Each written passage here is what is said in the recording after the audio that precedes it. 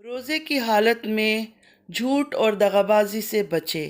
अबू हुरैरा रदियल्लाहु अन्हु से रिवायत है, रसूल अल्लाह सल्लल्लाहु अलैहि वसल्लम ने फरमाया, अगर कोई शख्स रोज़ा रख कर भी झूठ बोलना और दगाबाजी करना ना छोड़े तो अल्लाह सुब्हानहु तआला को उसकी कोई ज़रूरत नहीं कि वो अपना खाना पीना छोड़ दे। अस्सलामु अलैकुम रहमतुल्लाहि व बरकातुहू my YouTube friends, welcome back to my channel. Hope कि आप लोग बिल्कुल ठीक ठाक है और आप सबकी दुआ से अल्हम्दुलिल्लाह मैं भी ठीक हूँ।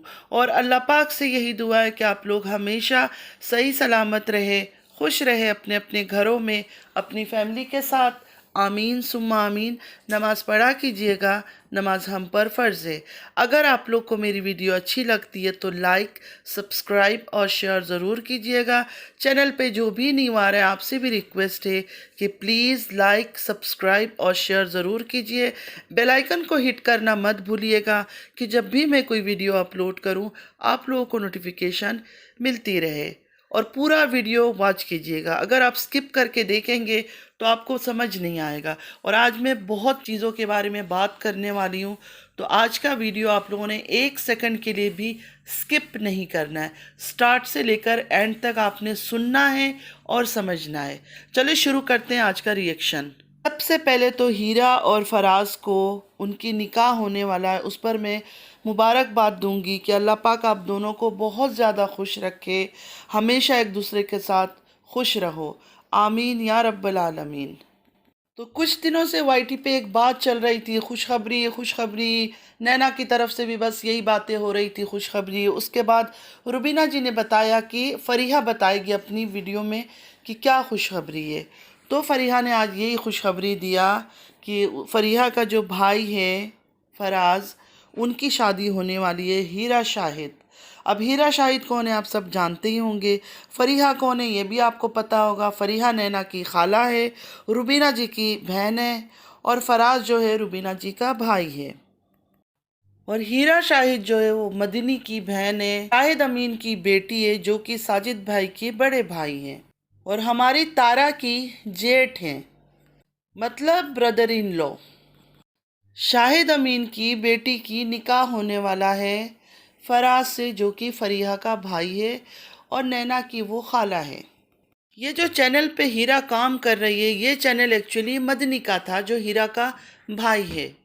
लेकिन पता नहीं अचानक क्या हुआ, क्योंकि मदनी कई बार कुछ चीज़ें ऐसे वैसे दिखा देता था जो ये लोग छुपाना चाहते हैं, जैसे कौसर के बारे में और बहुत कुछ चीज़ें, और बता भी देता था शायद समझ कर, शायद अनजाने में, जो भी वटेवर।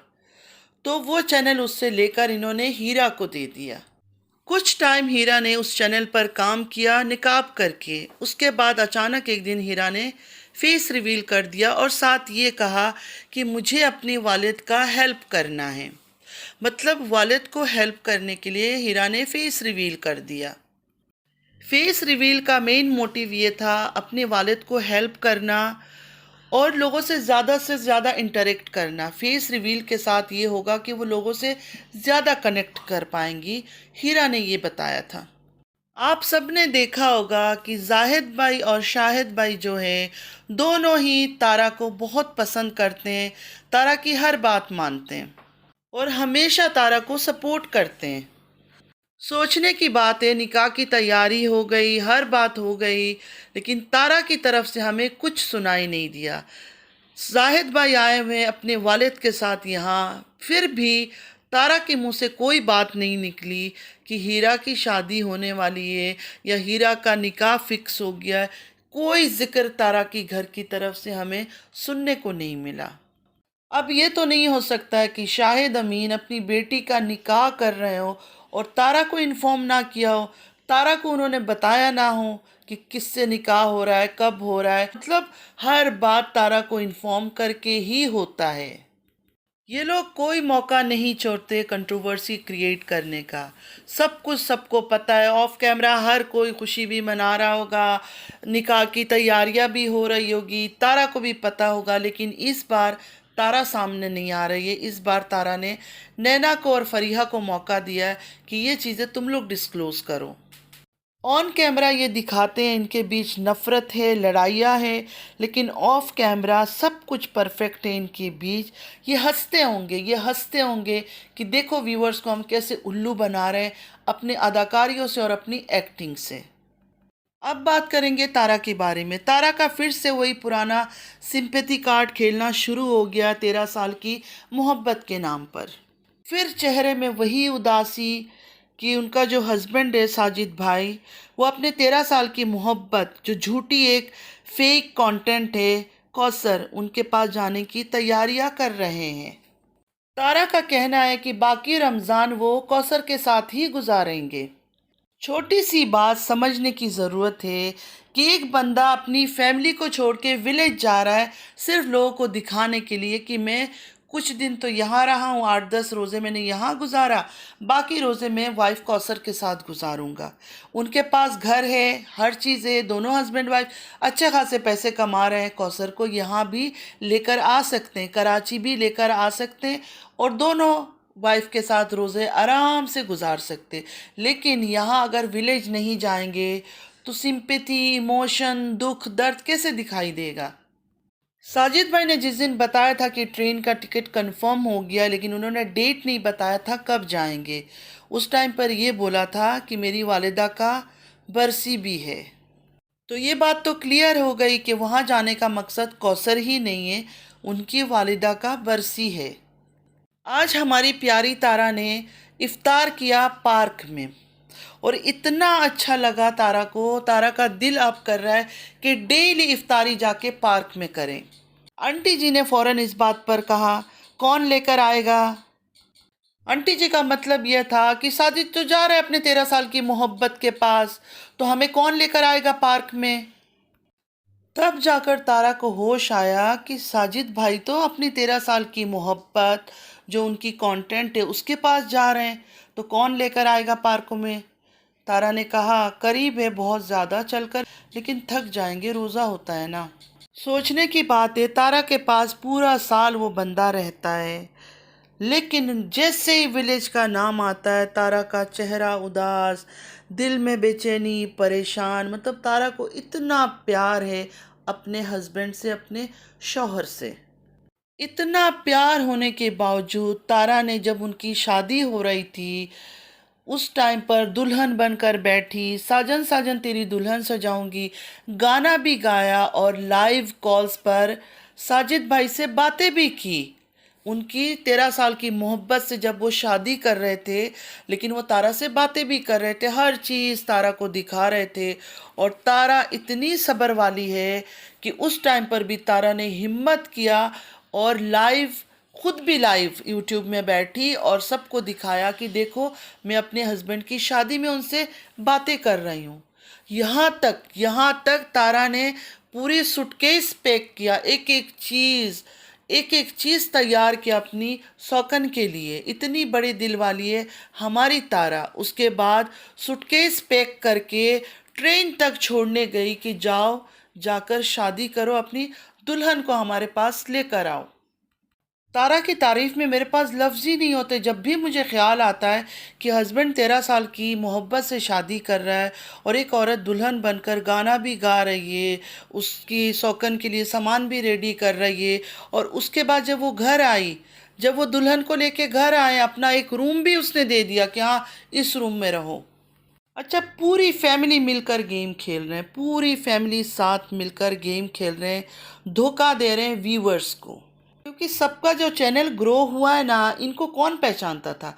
कोई पहचानता था कौन क्या है, कोई भी नहीं पहचानता था। हालांकि यूट्यूब शायद पहले से ये लोग चला रहे थे, लेकिन कोई नहीं जानता था। 13 साल की मोहब्बत, 13 साल की कंटेंट जब आई, उस टाइम जाकर सबका चैनल ग्रो हुआ।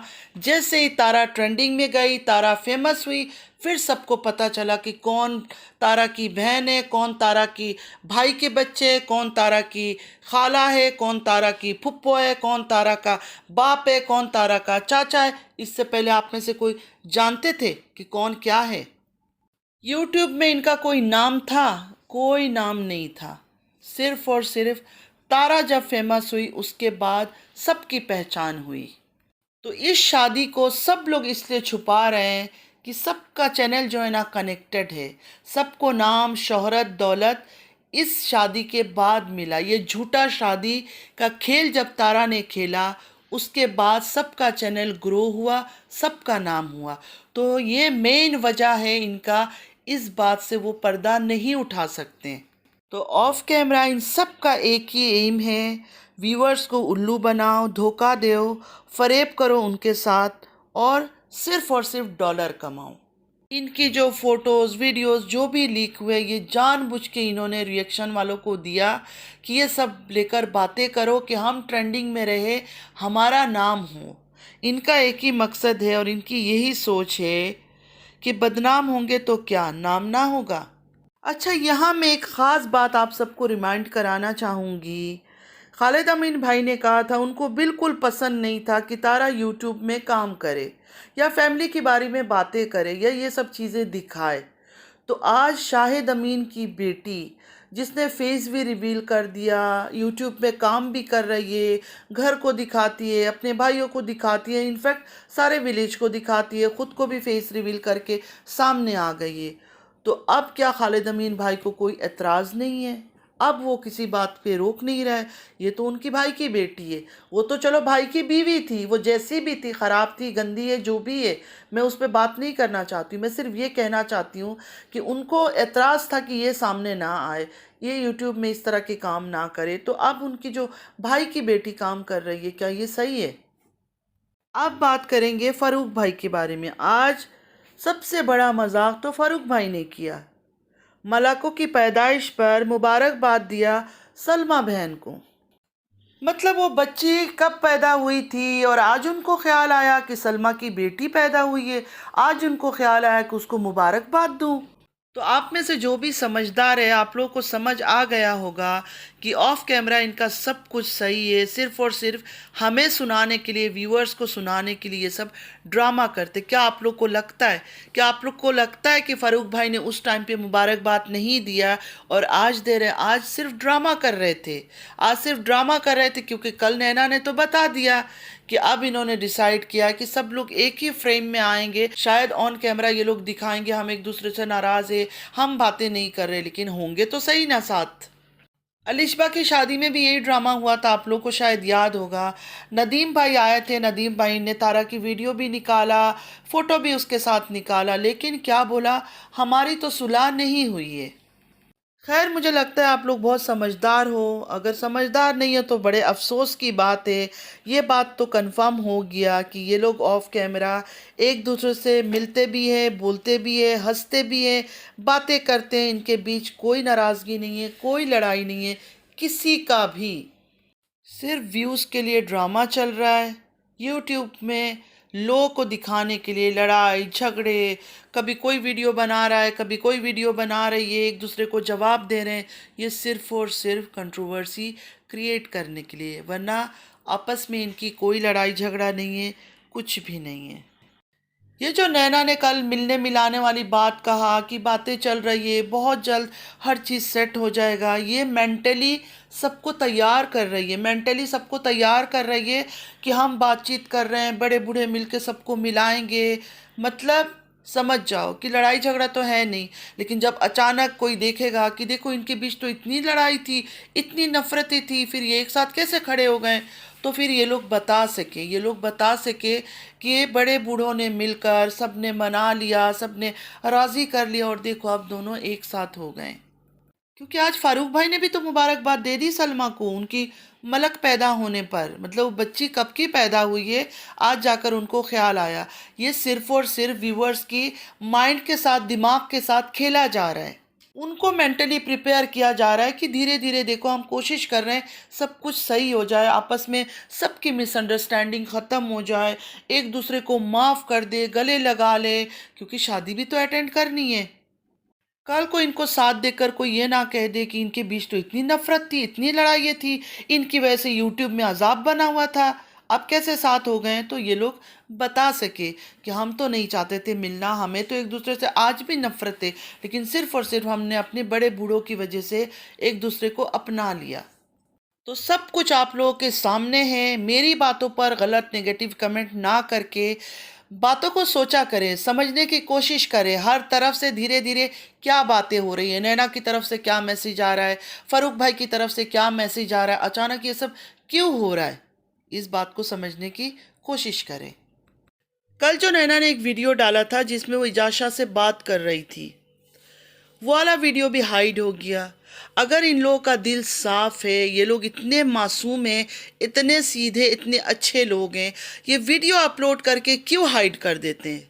मतलब लोग के मुंह पे ज़बान देते हैं कि हाँ इस बारे में बात करो, उसके बाद फिर अपना सबूत छुपा लेते हैं। लेकिन उससे पहले लोगों ने तो डाउनलोड कर लिया है, जिस जिसको चाहिए थी डाउनलोड कर लिया है।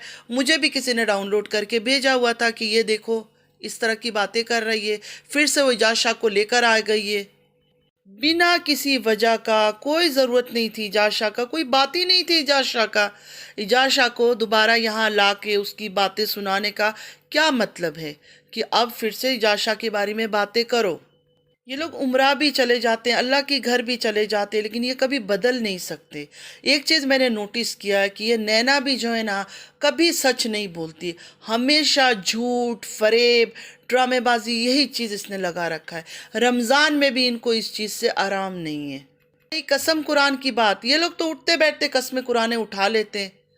इनको कोई डर खौफ नहीं है कि कसम के बदले क्या हो सकता है, झूठी कसम खाने से क्या अजाब आ सकता है, क्या सज़ा मिल सकती है। इनको इन चीज़ों का कोई परवाह ही नहीं है। बाजी ने इसकी माँ को जलील किया, इसको जलील किया, इसके ऊपर इतनी बातें की, उनको इसने कोई जवाब नहीं दिया, क्योंकि बाजी के घर में कोई बीमार है तो वो उनको हर्ट नहीं करना चाहती। लेकिन इजाज शाह को लेकर आ गई है, जिसके बारे में कोई ना बात कर रहा है, ना कोई पता कर रहा है, ना कोई पूछ रहा है कुछ। ये तारा और नैना, ये दोनों एक दूसरे की डिट्टो कॉपी है। मैं तो कहती हूँ तारा से भी ज़्यादा अदाकारी और एक्टिंग जो है ना इस नैना को आता है। ये बहुत ज़्यादा ड्रामा, बहुत ज़्यादा एक्टिंग, बहुत ज़्यादा सिंपैथी कार्ड खेलती है। सबसे पहले तो बीमारी का इसने सिंपैथी कार्ड ऐसा खेलना शुरू किया है जो ख़त्म ही नहीं होता है। मतलब कहीं भी सो जाती है बेड पे लेट के, वो शाहरुख आके उठा रहा है, उठो उठो नैना बीमार हो गई। जो इसका हस्बैंड बोलता है ना ये बीमार है, साफ दिखता है कि वो ड्रामा कर रहा है। जहाँ इसको रिप्लाई देना चाहिए, जहाँ रिप्लाई करनी चाहिए, वहाँ उसने जवाब नहीं दिया, खामोश हो गई। और यहाँ आकर ये ड्रामा कर रही इजाज शाह को लेकर। आपको क्या लगता है कि अचानक इसने इजाज शाह को फ़ोन किया और बातें शुरू कर दी और वॉइस भी रिकॉर्ड कर दी और इजाज शाह से परमिशन भी ले ली? ये सारा पहले से इन्होंने प्लानिंग किया हुआ है। हर चीज़ बातचीत इसकी होती रहती है इजाज शाह से, 100% पहले से इसकी बातचीत है, तभी वो इतना ईजी फील करके इसके साथ बातें कर रहा था। इससे पहले भी आप लोग को याद होगा जब आयत का बर्थडे था, तारा की बेटी का, छोटी वाली का, ये लोग बर्थडे कर रहे थे। उस दिन केक लेने की जगह जहाँ बेकरी है वहाँ मिल गया था इजाज शाह इसकी फ्रेंड को, नैना की फ्रेंड को, और उसने देख के ऐसे चीखना शुरू किया जैसे कोई बहुत बड़ा सेलिब्रिटी देख लिया हो। हॉलीवुड का, बॉलीवुड का, लॉलीवुड का, पता नहीं कौन सी वुड का उसने सेलिब्रिटी देख लिया था कि ऐसे चीखना चिल्ला रही थी कि मतलब किसी को देख के इंसान एकदम से वो हो जाता है ना, जैसे वो इंसान नहीं था, कोई आसमान से उतरा हुआ कुछ चीज़ देख लिया था उसने। तो ये सारे ड्रामे थे, सबको पता था उस टाइम पर वो वहाँ शॉप में जाएगा, केक लेने का ड्रामा करेगा, और ये अपनी इसकी फ्रेंड को भेजेगी, वो जाकर इसको देख के ड्रामा करेगी। ये सारे चीज़ें, एक एक चीज़ जो है ना इनका लिखा हुआ स्क्रिप्टेड था। मैं कोई भी बात करती हूँ, आप लोग यहाँ नेगेटिव कमेंट करने आ जाते हो, ये बात ऐसी है, वो बात ऐसी है, या मुझे अनसब्सक्राइब कर देते हो। तो नैना से भी जाकर पूछो कि इजाज शाह को इस टाइम पे लेकर आने का क्या मकसद था, और उसके बाद वो वीडियो हाइड करने का क्या मकसद था, पूछो आप लोग जाकर। एक तरफ फरूक भाई ने हिंट दिया, दूसरी तरफ नैना ने हिंट दिया कि सब एक होने वाले हैं। ऑफ कैमरा तो वो लोग एक थे ही, अब ऑन कैमरा भी एक ही फ्रेम में सब आने वाले हैं। और एक बात मेरी आप लोग हमेशा याद रखना कि ये लोग को जितना मैंने देखा, इतना मुझे ये समझ आया कि इनके लिए खून भी कोई मायने नहीं रखता, इनके लिए सबसे पहले पैसा है। और ये जो सारे रिश्ते इनकी जुड़ी हुई है ना, वो पैसों की वजह से एक दूसरे से जुड़े हुए हैं। ये जो पूरा ख़ानदान एक दूसरे को गंदा करता है ना, ये सारे मिल के प्लानिंग प्लॉटिंग करके ये सब चीज़ करते हैं। अकेले ये सब कोई नहीं कर रहा है, ये सारे मिल के काम करते हैं प्लान के साथ। अब बात करते हैं दिलबर के बारे में। दिलबर ने भी कोई गुड न्यूज़ या खुशखबरी देनी है, तो बस अब उसका इंतज़ार है कि दिलबर कभी खुशखबरी सुन ले। अब दिलबर के लिए तो ये इतनी बड़ी खुशखबरी नहीं होगी कि फराज की शादी हो रही है, या पता नहीं दिलबर ने भी शायद यही खुशखबरी देना है, या दिलबर ने भी कोई और हिंट देनी है। तो देखते हैं, इंतज़ार करते हैं दिलबर साहब आज क्या बोलते हैं। तो बस आज के लिए इतना ही। आई होप कि आज का वीडियो आप लोग को अच्छा लगा होगा। अगर अच्छा लगा है तो लाइक सब्सक्राइब शेयर ज़रूर कीजिएगा, कमेंट भी ज़रूर कीजिएगा। दुख होता है ये सोचकर कि जो लोग आपको धोखा दे रहे हैं, आपके साथ बेईमानी कर रहे हैं, आपकी इमोशंस के साथ खेल रहे हैं, आप लोग उनको फुल सपोर्ट करते हो। लेकिन हम जैसे लोग जो कोशिश करते हैं कि बात भी करें तो इतना ओवर ना करें, किसी के करेक्टर पर बात ना करें, कंट्रोल में बात करें और सच बताएं आप लोगों को। आप लोग हमारे खिलाफ हो जाते हो, हमें अनसब कर देते हो। नमाज पढ़ा कीजिएगा, नमाज हम पर फ़र्ज़ है, नमाज की कोई माफ़ी नहीं है। चलती हूँ, दुआ में याद रखिएगा। ज़िंदगी रही फिर मुलाकात होगी। अल्लाह हाफिज़।